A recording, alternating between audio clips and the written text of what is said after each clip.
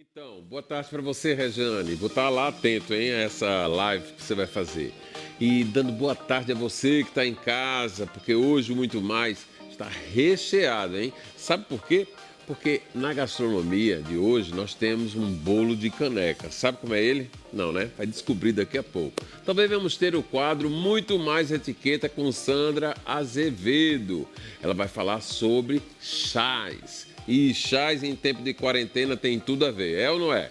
Tem muita informação com Oscar Neto na Band News. Aliás, essa fórmula, esse formato de muito mais com o Band News está sendo copiado por aí. E é muito bom a gente saber que está fazendo escola, né? Não? Não sai daí não, porque o início de tarde está começando e eu estou esperando você. Vamos lá!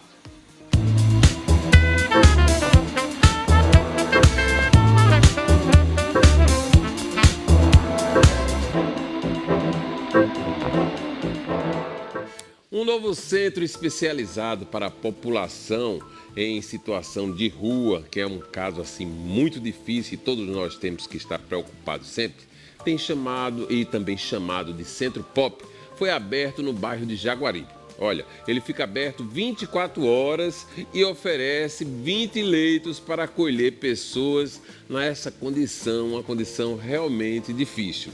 É um local que dá oportunidade para essas pessoas terem o dia mais digno, né? A repórter Joana Brito foi lá e tem informações sobre essa nova unidade de acolhimento. Vamos dar uma conferida. Está funcionando aqui em João Pessoa desde a última quinta-feira, dia 9 de abril, um centro especializado para a população em situação de rua. Cerca de 100 moradores de rua estão sendo atendidos aqui diariamente. Para falar mais sobre o assunto, dar mais detalhes de como é esse atendimento, nós estamos com o Vitor Cavalcante, ele que é secretário adjunto da Secretaria de Desenvolvimento Social aqui de João Pessoa. Vitor, como é que está funcionando esse atendimento? Eles recebem que tipo de apoio? Aqui no Centro Pop 2, a gente está fazendo dentro desse conjunto de ações articuladas que a Prefeitura de João Pessoa vem desenvolvendo para a população de rua, eles recebem atendimento semelhante àquilo que a gente faz também no Centro Pop 1, que fica ali no centro da cidade de João Pessoa. Os moradores de rua, eles podem vir aqui eles vão ter espaço para higienização pessoal, banho, café da manhã, ficha para a questão do restaurante popular, onde eles têm acesso ao almoço e também aqui eles recebem o jantar. Nesse Centro Pop 2 tem uma particularidade, ele é um Centro Pop 2 24 horas, porque aqui também a gente pode fazer o isolamento social para as pessoas que estão em situação de rua, que estão morando na rua e que queiram, nesse momento da pandemia, isolar-se. Então, aqui ele vai ter todas as refeições, aqui ele vai ter cama, aqui ele vai ter todo um espaço para que ele possa fazer esse isolamento social e proteger-se frente à pandemia do coronavírus. Já tem alguém que está fazendo esse isolamento social? Sim, um morador de rua já nos procurou, já está fazendo isolamento social aqui nesse espaço, porque a gente ressalta sempre isso, é um direito constitucional de ir e vir, então a gente vai com as nossas equipes, seja o consultório de rua, seja o RUARTS, fazendo a abordagem, fazendo a sensibilização para que esses moradores de rua possam vir para o isolamento social. Mas é uma decisão pessoal do morador de rua, da moradora de rua, porque a gente não pode, por força da legislação, obrigá-los nesse momento. A gente está num momento, né, de pandemia, a situação dessas pessoas já é muito difícil porque elas estão em situação de rua. Qual na área da higienização, quando eles chegam da rua, quais são os cuidados que são tomados aqui? Aqui eles têm espaço para tomar banho, trocar de roupa, recebem também o kit, que é com máscara, álcool gel e sabonete. Então eles têm esse espaço para que eles possam fazer toda a sua, também lavar as suas roupas e a partir daí eles recebem também café da manhã, ficha para o restaurante popular e pode voltar aqui à noite também para receber o jantar. É aberto a qualquer, não precisa fazer inscrição, é só chegar aqui e receber o atendimento. Só nos procurar que o serviço está à disposição para atender e também o nosso serviço de abordagem de RUARTS também está fazendo a distribuição de alimentação em outros pontos da cidade de João Pessoa para aqueles moradores de rua que não nos procuram no serviço. Nesse conjunto de ações articuladas, a gente busca fazer mais porque mais precisa. Tá ok, Vitor. Obrigada, viu, pelas informações. Parabéns, né, pelo trabalho que a Prefeitura de João Pessoa está realizando. Joana Brito, para a TV Manaíra. Olha só, muito importante esse trabalho realmente. A gente assiste por todas as partes da cidade, por onde a gente passa, notadamente no centro histórico, no centro comercial. de João Pessoa, muitas pessoas nas ruas, né? Nas calçadas, ainda há pouco chegando aqui perto da TV Manaíra, a gente assistiu pessoas dormindo nos terraços dos escritórios que estão fechados nesse tempo de quarentena. E aí a gente vê que é uma situação que precisa de um acompanhamento, né? E um acompanhamento, inclusive, nesse tratamento de prevenção contra coronavírus. É muito difícil controlar a cidade como um todo e ainda nesses casos isolados que tem tanta gente envolvida. Bom, mas agora a gente vai conversar com Oscar Neto, né? Direto da Band News, porque ele tem as principais notícias sobre o que está acontecendo com a Covid-19. Você sabe, né, Oscar, que agora quem faz o bom é copiado, é ou não é? É verdade. Boa tarde, Gerardo. Boa tarde, telespectadores também do Muito Mais. E vou trazer informação que eu trouxe ontem sobre a reabertura do comércio em Campina Grande, que a gente conversou sobre isso. Isso porque o governo do estado deve entrar na justiça contra essa reabertura gradual do comércio lá em Campina. No início da semana, o prefeito anunciou que algumas lojas e serviços devem retomar de forma gradativa. Ontem, João Azevedo anunciou que esse decreto vai ser ampliado para o dia 3 de maio, o decreto de isolamento social que começou no mês passado. Além disso, a Azevedo revelou também que um projeto de lei que torna obrigatório o uso de máscaras em locais públicos deve ser encaminhado amanhã na Assembleia Legislativa da Paraíba. Esse objetivo é prevenir contaminações pelo novo coronavírus e quem descumprir a lei pode pagar uma multa. A estimativa do governo no estado é que sejam confirmados mais de 500 novos casos até o final do mês. Até o momento, o estado já registrou 152 casos e 21 mortes pela Covid-19 e ontem, quem começou a ser testado, aqueles testes rápidos que a gente estava tanto esperando, foram os profissionais da saúde e também da segurança pública. Por isso, essa estimativa de que mais 500 casos devem ser incluídos nos próximos dias nesse relatório que o governo sempre vai atualizando dia após dia. Gerardo. Então, Oscar, e o difícil para mim não vai ser reabrir o comércio, né, gradativamente, e sim essa fiscalização. A gente já sabe que fiscalização é algo que o poder público não consegue, na sua grande maioria de atividades, controlar.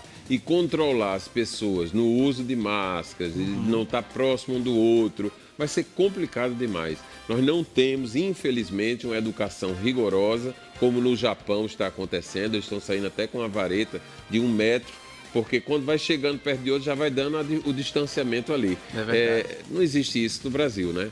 Então vai ser complicado, mas a economia tem que girar. Nós somos simpáticos e entendemos que tem que se abrir gradativamente, porque a economia tem que funcionar, mas a gente vai sofrer um bocado para poder seguir a regra que está sendo imposta pelo poder público nessa questão da contaminação. Mas é como disse o ex-presidente José Sarney, não há economia sem vidas, não é, Gerardo? Isso. Então, a gente tem que realmente ver essa dosagem de equilíbrio aí, né? Cuidar da vida e cuidar da economia para todos nós sobrevivermos. Obrigado pela sua participação, hein?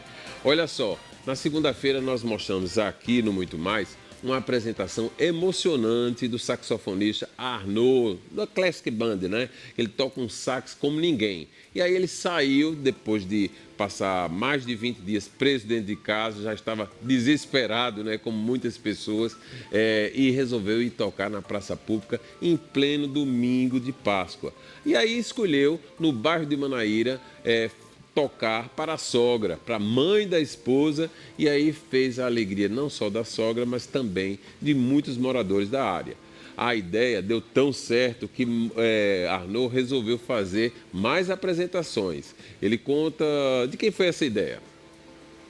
Então, Gerardo, essa ideia não é minha, essa ideia é da minha esposa. No domingo de Páscoa, a minha esposa disse: Arnaud, minha mãe em casa, no domingo de Páscoa, que tradicionalmente a gente se reúne para almoçar, aquele almoço de Páscoa, não vai ter esse ano, e a gente podia levar alguma coisa para ela, alguma mensagem de fé e de alegria. Então eu fui tocar na frente da casa dela, lá em Manaíra, Aleluia, e porque Ele vive, domingo de Páscoa. Daí teve-se uma ideia de eu tocar lá na Praça da Rotan, que tem aquela base da Polícia Militar. Aí eu fui lá, toquei na Praça da Rotan, e um policial chegou e me disse: Você gostaria de fazer isso? Foi tão legal isso aqui, as pessoas gostaram no domingo de Páscoa, eu também. Aí, você gostaria de fazer isso em mais 2 praças? A gente pode lhe acompanhar rapidamente. Com certeza, com todo prazer. Então eu fui e a gente eu fiz essa apresentação em mais 2 praças com acompanhamento do pessoal da Polícia Militar, que eu quero agradecer. Foi um lindo gesto. E acabou que eu tive que fazer uma live para um hospital e não tive tempo de fazer isso em mais lugares no domingo de Páscoa. E fiquei pensando, por que não fazer isso mais vezes em mais lugares? Agora sim, eu não vou avisar onde vai ser, vou chegar e tocar. Vai ser uma coisa de 10 minutos no máximo, para não ter o menor risco de ter aglomeração. Então, a preocupação de Arnaud é exatamente essa. Ele vai tocar em um lugar que não vai anunciar antes, para poder não haver chamamento de pessoas, né? Não haver agrupamento de pessoas, e aí vai tocar, mas já pedindo e informando que as pessoas devem escutar, olhar a distância de casa, do terraço, da janela, porque o bom mesmo é assistir durante 10 minutos o talento desse artista, que é uma referência na noite e nas grandes recepções de João Pessoa. Arnaud comanda a Classic Band, que é uma banda que ganhou um gás enorme nesses últimos 3 anos e conseguiu protagonizar, vamos dizer assim, o maior volume de recepções e shows que acontecem em João Pessoa, na noite de João Pessoa. É realmente um talento e quem ganha somos nós que estamos em casa e tendo a oportunidade, quem sabe, com sorte, de assistir e escutar o talento desse artista. Olha, o jornalista Vitor Garcia, que já trabalhou aqui na TV Manaíra, mas hoje está morando lá no Chile, também fez uma receita bem bacana nas suas redes sociais e mandou pra gente. Olha, ele ensina como se fazer um bolo de caneca. Você sabe o que é isso? Vai descobrir agora. Sabe aquele dia que você tá com muita vontade de comer uma coisinha doce, assim, tá maratonando Netflix e não tem nada? Eu vou te ajudar.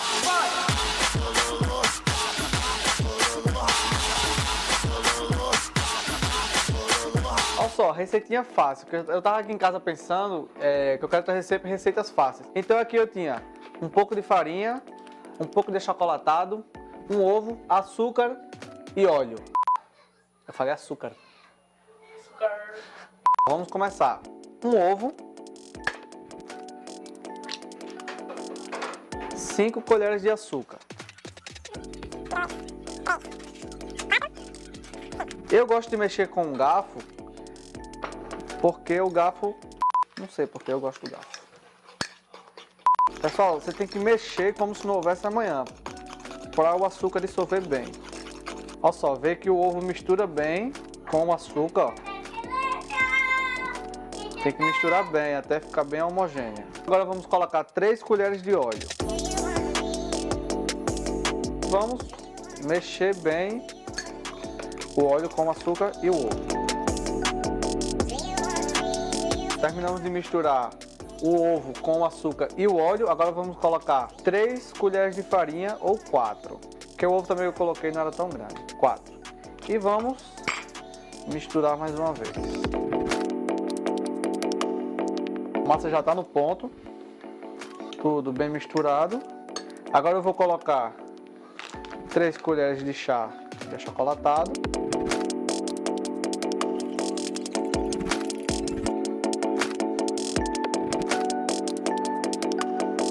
Ó, eu tenho uma essência de baunilha aqui, eu vou colocar meia colherinha, isso aqui é opcional, certo?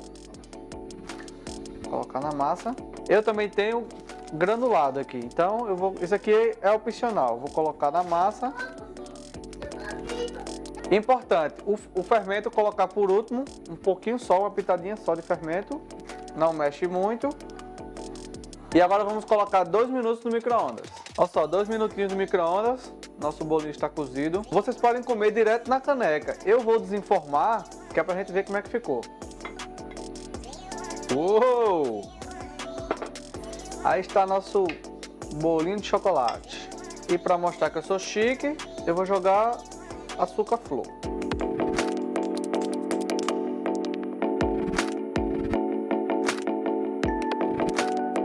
Agora vamos provar o nosso bolo. Lembrando, essa receita você pode colocar, não sei, um pedaço de chocolate dentro, você pode colocar mais granulado, enfim, é livre. Vamos olhar agora como ficou o nosso bolo. Vou cortar aqui para vocês e vamos provar. Hum.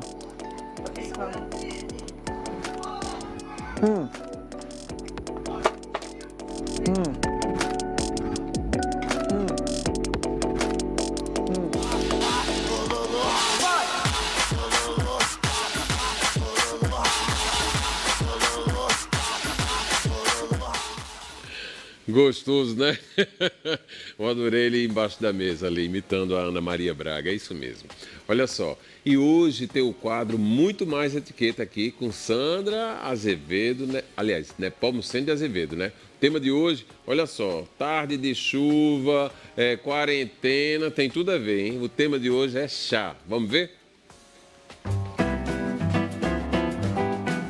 Olá, Gerardo. Olá, você que está nos assistindo no Muito Mais.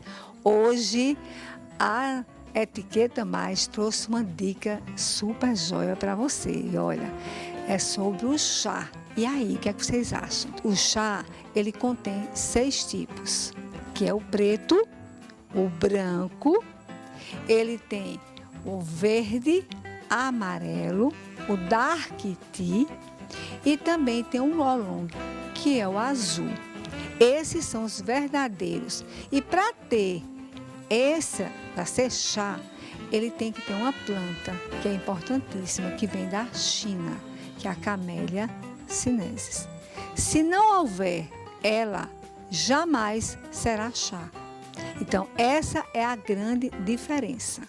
A infusão, muita gente vai lembrar das mães, das avós que tinham aquele cuidado com a gente quando a gente estava com a dor abdominal ou uma dor digestiva, uma cólica, que vai lá no quintalzinho, pegava as ervas e fazia o chá que elas pensavam que era chá, mas é infusão. O que é que elas faziam? Elas colocavam aqui na xícara a água quente, tá? Não precisa ferver, preste atenção. Antes de ela entrar no processo de ebulição, você já desliga o fogão, tá? Coloca na xícara, coloca a erva aqui dentro, leva até o pirizinho para você fazer a infusão. Pronto, feito. Nos restaurantes tem a camomila, tem uma erva doce, tem cidreira, tudo é infusão. O blend é um nome em inglês, chama-se mistura. Para você ter um blend, você tem que ter flores, fruto, ervas e também tem que ter as especiarias. O que é que você faz? O mesmo processo. Coloca na xícara, esse mesmo processo de evolução, toma, mas ele não tem a Camellia sinensis, então por isso que ele não é chá.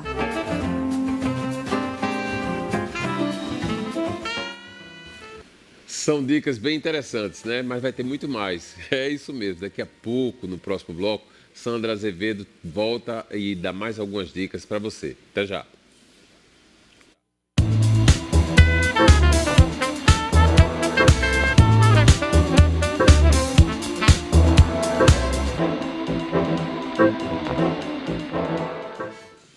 Bom, e a gente volta aqui já num clima de cafezinho. A gente estava falando de chá ainda há pouco, vai voltar, vai ter mais um pouco de Sandra Nepomuceno de Azevedo falando sobre a realização de um chá em casa. Mas enquanto eu tomo um cafezinho aqui, eu quero comentar com vocês sobre a live que eu fiz ontem à noite com o jornalista Abelardo Jurema. A gente tem algumas imagens, vamos mostrar para vocês aí, alguns flagrantes. Para poder palestrar 2 minutos no terraço, saber como ia o amigo, a família e depois ia almoçar em algum lugar ou em casa. Agora a gente está recebendo telefonemas de pessoas que moram no Rio de Janeiro, São Paulo, nos Estados Unidos. Tá tudo bem aí? Tá todo mundo preservado? Então, aí isso aí foi mais ou menos traçando aquilo que o que está acontecendo, né, nesse novo momento da comunicação paraibana. No caso, a comunicação social, né? Tanto eu quanto Abelardo, ele muito mais tempo, 10 anos a mais, protagonizamos durante décadas o que acontecia na sociedade paraibana através de colunas em jornais. O jornal Correio, que fechou portas na semana passada, foi onde eu fiz a minha última coluna no ano passado e foi onde Abelardo Jurema esteve até a semana passada, quando tudo terminou. E aí eu conversei muito com ele porque havia entre os internautas uma curiosidade para saber se realmente os jornais impressos vão acabar. Sabe que na Paraíba hoje só temos o jornal A União, que é um jornal governista, que é um jornal de comentários, de análises e de informações sobre o que está acontecendo no governo. Não tem uma identidade de dizer exatamente o que acontece com todas as correntes de pensamento, né? Há sempre aquela condução para quem pensa igual ao Estado. Nada crítico, porque o papel dele é esse mesmo. Mas a gente comentando de que a longevidade ela não existe com tanta força mais. As revistas desapareceram, os jornais impressos, no mundo inteiro também desapareceram. E existem algumas oportunidades que poderão ser aproveitadas, mas como eu mesmo falei ontem com ele, foi muito curioso isso, porque chegou um momento eu repeti uma frase muito comum do ex-prefeito de João Pessoa, Cícero Lucena Filho, que quando perguntava a ele alguma coisa, se iria dar continuidade, se iria fazer tal, ele sempre tinha uma resposta: olha, eu estou no tempo do jacaré. O jacaré, antes de dar um bote, ele passa o tempo inteiro só olhando a melhor hora para se realizar aquilo que ele tem no seu instinto. Então é mais ou menos aí. No momento, o jornal impresso, a revista, está em análise. Vamos ficar olhando, ficar observando a continuidade, o caminhar desse segmento que tem tantas pessoas que gostam, né? Muitas pessoas que ainda buscam todo dia de manhã aquela informação com papel para folhear. É essa mais ou menos a tradução. Mas as coisas e o tempo passa e evolui, moderniza e muda. E a gente tem que estar se reinventando. Foi mais ou menos isso que nós conversamos ontem, a reinvenção de profissionais que protagonizaram durante décadas a liderança de um mercado de informação social, que hoje, tanto um como o outro, estão na sua plataforma escolhida para sobreviver e para continuar fazendo o que é o mistério de cada um deles, que é informar. Foi muito gostoso e esta live vai ser repetida todas as terças-feiras às 19 horas com Gerardo Rabelo e Abelardo Jurema. Vai ser uma oportunidade para a gente, vamos dizer assim, conhecer dentro do que hoje rege as redes sociais e o Instagram com uma centena de lives todos os horários, né? Com assuntos que são bem específicos e diferenciados. Foi uma experiência muito gostosa que a gente vai repetir porque o que é bom e gostoso a gente deve voltar a praticar, não é não? Pois agora a gente vai dar continuidade às dicas de Sandra Nepomuceno de Azevedo sobre os chás. Eu vou ficar aqui tomando um cafezinho e você vai ir curtindo o chá.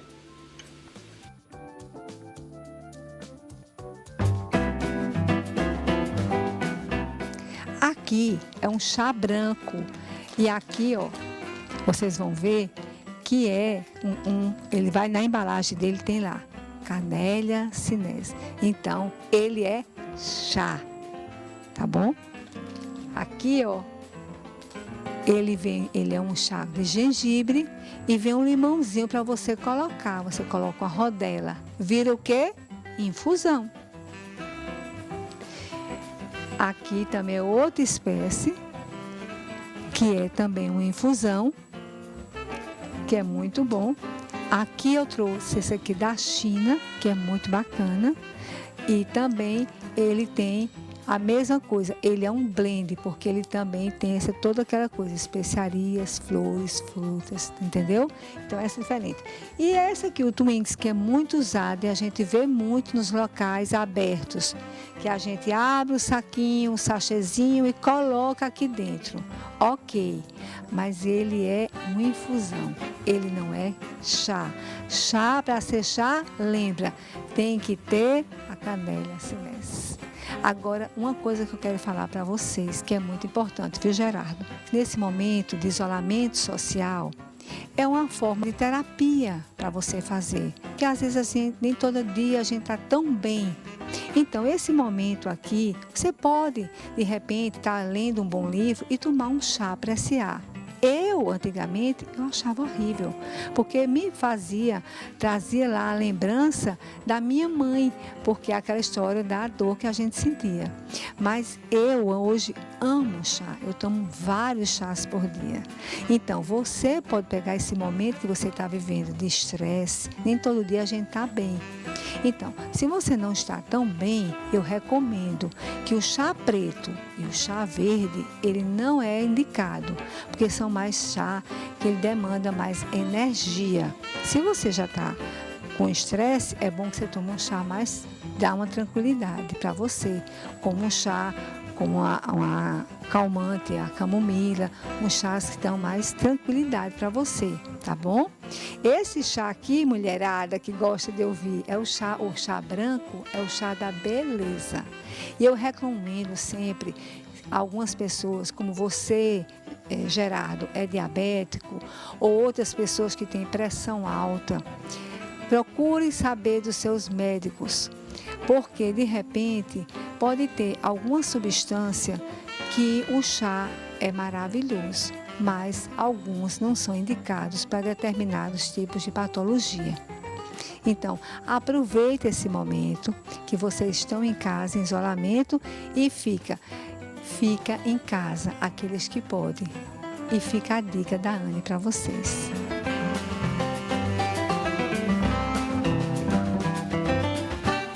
Hashtag fica a dica mesmo, viu? Agora, é bom e importante chamar a atenção que tem determinados chás que, por exemplo, as grávidas não podem tomar. Ela falou aí de 2 chás, o preto e o verde, que são aceleramento, né? Dá uma acelerada aí. Também não é um bom momento para quem está em quarentena dentro de casa, está precisando acalmar, né? Porque essa coisa do aceleramento que a gente vive no mundo moderno, que não tem tempo para nada, que tem que estar na rua, que tem que estar resolvendo uma questão, que não pode ir na casa do pai, da mãe, mas bom mesmo é o calma, né? Calma, tem muita calma nessa hora. E tem camomila aí que é muito suave, chá de maçã que é gostoso, né? E é para fazer desse momento um deleite. Você sentar, a dica de Sandra é bem interessante porque ela coloca as coisas para poder a gente ter um momento particular ali. Tem a hora de assistir a televisão, que todo mundo está muito pregado em televisão. Eu agradeço porque isso significa que nós temos audiência maior nessa temporada, mas tem também o tempo da leitura, o tempo de estar observando o tempo mesmo, no jardim, numa janela, na porta de casa, se não tiver gente por perto. É muito importante você ter um tempo e tomar um chá, né? Lá no Rio Grande do Sul eles ficam no chimarrão. Aqui a gente pode entrar nessa do chá porque até o tempo começa a amenizar um pouquinho. Não está frio não, porque a gente não tem frio, mas as coisas vão ficando mais amenas. No tempo de chuva a gente acha que a temperatura vai cair um pouquinho, né? Um pouquinho mesmo. E aí o chá vem bem a calhar. Quem não tem chá, vai de café. Café tem a energia, então deve tomar xicrinha e não xicrona como a do chá. Então tá dada aí a dica. Mas devido à pandemia, você sabe que tudo teve alteração, né? E a Receita Federal, pela primeira vez em sua história, teve que adiar o prazo final para a entrega das declarações do imposto de renda. Agora, os contribuintes têm até o dia 30 de junho, olha, depois do São João, para concluir as prestações de contas ao fisco. Mas a liberação dos lotes de restituições, já essa daí não teve alteração nenhuma. A repórter Juliana Teixeira conversou com um contador sobre isso e é hora de você tirar dúvidas. Vamos lá? Rejane, os contribuintes ganharam mais 2 meses para a apresentação da declaração do imposto de renda pessoa física. Você ganhou mais 60 dias para juntar a documentação, organizar tudo isso. É importante que você o faça. Os órgãos, todos estão disponibilizando essas informações pela internet, os bancos, as fontes pagadoras. Então, é importante que você reúna isso o quanto antes. A pandemia ela fez com que as pessoas desfocassem um pouco dessa obrigatoriedade, visto que foi prorrogado, né? Mas eu alerto que a tabela para restituição, por exemplo, para os contribuintes que têm restituição, ela não foi alterada. O primeiro lote, o pagamento vai ser 29 de maio e os demais, por consequência, nos meses seguintes. Então, quem tem restituição, se informar o quanto antes, vai receber primeiro também. As pessoas que têm imposto a pagar, que apuram o imposto a pagar, o prazo ele também foi dilatado para 30 de junho. Então, quem tem imposto a pagar, quando fizer a sua declaração, a primeira parcela, ao invés de ser 30 de abril, também foi prorrogada para 30 de junho. E com tantos órgãos fechados, como é que os contribuintes eles podem ter acesso aos documentos, né, que justificam aí os gastos do ano passado? Você deve procurar essas informações na internet, nos sites, onde você teve as despesas ou obteve os rendimentos, para que você obtenha esses documentos e assim possa prestar a sua declaração de imposto de renda. Mas não está obrigado, então, a que o contribuinte ele informe o número da declaração do ano passado, e isso foi uma medida já para melhorar e para deixar mais simples o acesso? Isso. A Receita Federal, no seu comunicado, além de prorrogar o prazo de entrega para 30 de junho, ela também teve a medida de dispensar a obrigação do informe do recibo da declaração do ano passado. Então, o contribuinte que, porventura, não tenha o número do recibo da sua declaração do ano passado, ele não é mais uma obrigação informar esse número, né? Não é mais a exigência da Receita Federal. Em caso de ter que pagar o imposto de renda devido, né, agora esse ano, e o contribuinte ele pode parcelar, de que forma ele pode fazer para amenizar aí esse pagamento, tendo em vista que tem que ser feito dia 30 de junho? Isso. Além de postergar, como eu falei, para 30 de junho, o contribuinte ele pode, dentro da plataforma do programa da Receita Federal, parcelar esse imposto devido em até 8 meses. Ok, muito obrigada pelas informações. Então, a Juliana Teixeira trouxe essas boas informações. Sabe que as pessoas no Brasil, isso aí é dito, todo mundo sabe, deixa tudo para a última hora, né? Mas aí ninguém tinha vivido, nem estava vivendo, nem imaginava que iria viver uma pandemia e ter que viver em quarentena durante um certo tempo. Está aí uma oportunidade, né? Está aí algo a ser feito dentro da quarentena para que ninguém deixe de última hora. Acho que a boa pergunta e tem algumas comprovações que eu não consegui pegar ainda, vai na internet. Essas instituições que fornecem comprovações de gastos, elas todas estão funcionando sim. E aí busca isso e vai fazer tua declaração de renda, porque vai ser o primeiro a receber, quer dizer, dos primeiros lotes. Não é bacana? Então, vamos embora que tem muita coisa mais aí para ser informada. E nessa de informação eu vou de novo ao Oscar Neto, que está na Band News e tem mais informações para você. Vamos lá, Oscar? Vamos sim, Gerardo.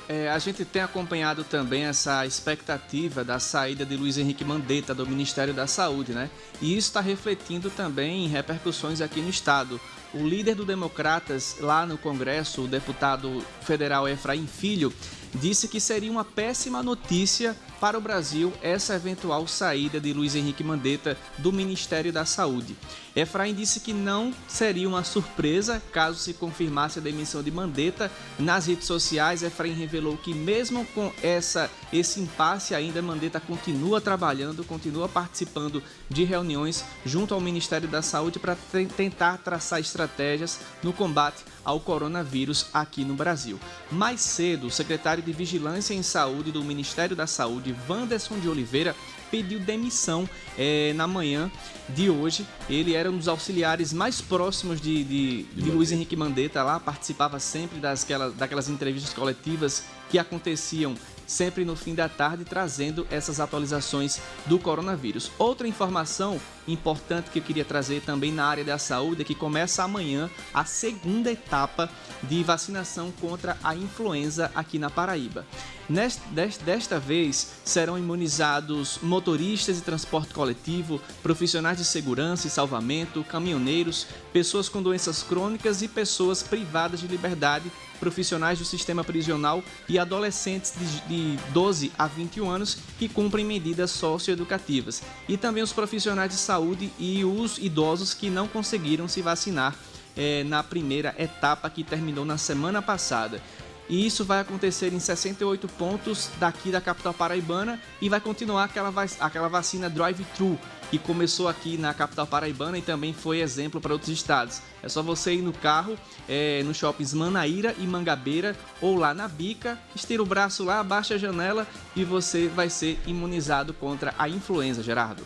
Muito obrigado pelas suas informações, viu, Oscar? Até amanhã, né? Até amanhã. Então, é muito triste a gente assistir essa movimentação em torno do ministro da Mandetta, que vai deixar certamente o Ministério da Saúde num tempo em que todo mundo estava querendo mesmo era que ele ficasse. Mas no Brasil tem disso em todas as partes do mundo, quando a gente fala isso, que a política, aí vem as pessoas que gostam de políticas, mas tudo gira em torno da política. Só que a política tinha que dar um time nessas horas, né? E aí a briga política, né? A fogueira da vaidade, os interesses eleitorais, aqueles momentos de quem está aparecendo mais e o outro de menos. Então, os interesses começam a ter choques e aí vai gerando algo num país que existe uma unanimidade, quase que uma unanimidade. Mandetta na saúde. Aí Mandetta vai deixar a saúde. E aí isso ficou claro, latente, a partir de uma entrevista que ele deu para uma televisão e dizendo que dando uma ordem e o presidente dando outra. Não houve um ponto de equilíbrio, o interesse comum, eu, você, todos nós, né? Existe sim o interesse pessoal. E aí fica aquela história, né? Não abre a economia, tem que ter a saúde, aí o outro tem a saúde, eu quero a economia. E a gente é quem vai sair perdendo, porque vamos perder um grande maestro da saúde nacional de todos os tempos, Luiz Mandetta. Pois é. Bom, e nessa do coronavírus, morreu ontem em um hospital de Fortaleza, no Ceará, o arcebispo emérito da Paraíba, Dom Aldo Pagotto. Ele estava em tratamento de um câncer e foi hospitalizado com sintomas do Covid-19, da Covid-19. A reportagem é de Alex Silvestre. Com a morte do arcebispo emérito Dom Aldo Dicilo Pagotto, a Arquidiocese da Paraíba divulgou esta nota lamentando a morte do religioso. Dom Aldo tinha 70 anos. Ele morreu na tarde desta terça-feira em um hospital particular de Fortaleza. Os médicos acreditam que ele foi infectado pelo novo coronavírus. Por isso, o corpo só deve ser liberado após os resultados de exames que atestam se ele estava ou não com a Covid-19. Há 2 anos, ele lutava também contra um câncer. A Arquidiocese da Paraíba lamenta profundamente o falecimento de Dom Aldo, arcebispo emérito, que parte para a casa do Pai nessa tarde, deixando-nos com esse sentimento de pesar, uma grande tristeza invade o nosso coração. Nós nos unimos à sua família, nos unimos aos sacramentinos, a todos os seus amigos da Arquidiocese da Paraíba, em oração pedindo a Deus pelo seu descanso eterno. Que Deus, que neste mundo foi servido pelo ministério sacerdotal e episcopal de Dom Aldo, o tenha no reino celeste e o faça participar da Páscoa do Cristo ressuscitado. A Ele as nossas orações e o nosso sentimento de que quem crê e serve o Senhor com fé tem os pecados perdoados e ressuscita para a vida eterna. Dom Aldo descanse em paz, repouse na paz eterna, na presença do Cristo vivo e ressuscitado. Dom Aldo nasceu no dia 16 de setembro de 1949 em São Paulo. Cursou Filosofia e Teologia no Seminário Diocesano Nossa Senhora do Rosário, em Minas Gerais. Foi ordenado presbítero em 1977 e consagrado bispo 20 anos depois. Ele foi arcebispo da Paraíba de 2004 a 2016. Olha só, Dom Aldo, quando chegou à Paraíba, foi um rebu, né? Foi um verdadeiro tsunami. Chegou e desfez uma série de práticas que existiam na igreja, no que se refere, por exemplo, às grandes cerimônias de casamento. Proibiu de saída as decorações que fossem muito grandes. E aí sempre opinou de forma polêmica em algumas situações. Com isso criou diferenças, mas também ganhou muitos admiradores. Eu, pessoalmente, admirava demais Dom Aldo, uma figura com quem eu tive várias oportunidades de conversar, um homem de inteligência e sensibilidade.